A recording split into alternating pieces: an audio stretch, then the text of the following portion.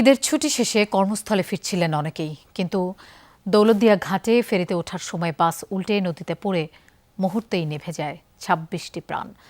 প্রিয় স্বজন হারিয়ে কোথাও চলছে আহাজারি, কোথাও নিস্তব্ধ হয়ে গেছে পুরো বাড়ি। জাহাঙ্গীরনগর বিশ্ববিদ্যালয়ের মেধাবী শিক্ষার্থী রাজবাড়ীর আহনাফ রায়ানের সঙ্গে প্রাণ গেছে তার মা আর ভাগ্নের। মা মেয়ে হারিয়ে নিঃস্ব একটি পরিবার, আবার স্বামী সন্তান হারিয়ে পাগল প্রায় আরেকটি সংসার। সহকর্মী প্রদ্যুৎ কুমার সরকার ও রুহুল আমিনকে সাথে নিয়ে দৌলতদিয়া ট্র্যাজেডির খবর জানাচ্ছেন সহকর্মী BM খোরশেদ।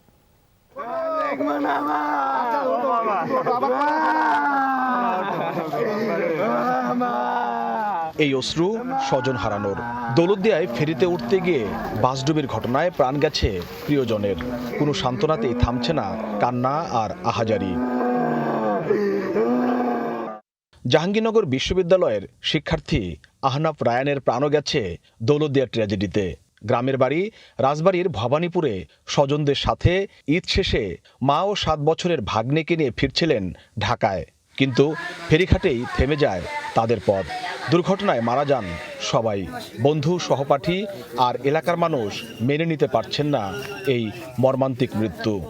আমি আমার বন্ধুর আত্মার মাগফিরাত কামনা করি, সবাই তার জন্য দোয়া করবেন এবং তার পরিবারের জন্য দোয়া করবেন। আমার ভাগ্নের শাশুড়ি, তারপর শালা আর আমার ভাগ্নের ছেলে তাজবির, 3 জন মারা গেছে। এখানে একটা ফ্যামিলির 3 জন মারা গেছে। শুধু এটাই না, পুরো রাজবাড়ির বিভিন্ন জায়গায় আমাদের অনেক ভাই ব্রাদার, বন্ধু বান্ধব, ছোট ভাই বড় ভাই অনেকেই মারা গেছেন।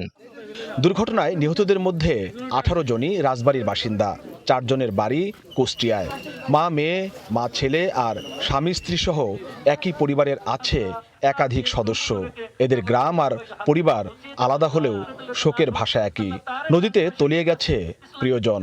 ঘর জুড়ে কান্নার রোল, দীর্ঘশ্বাসের নীরবতা এলাকা জুড়ে। এরকম একটা মর্মান্তিক দুর্ঘটনা আসলে রাজবাড়িতে এর আগে কখনো হয় নাই। পুরা রাজবাড়িবাসী আজকে শোকে খুবই কাতর হয়ে আছে।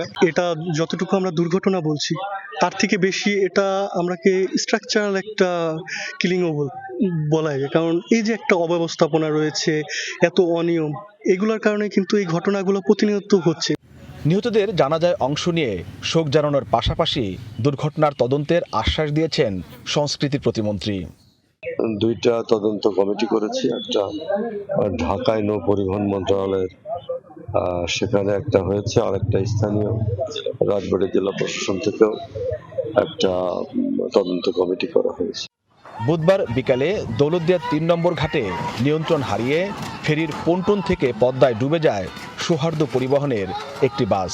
এই দুর্ঘটনায় নিভে গেছে বহু পরিবারের স্বপ্ন। BM খোরশেদ, যমুনা নিউজ, রাজবাড়ী।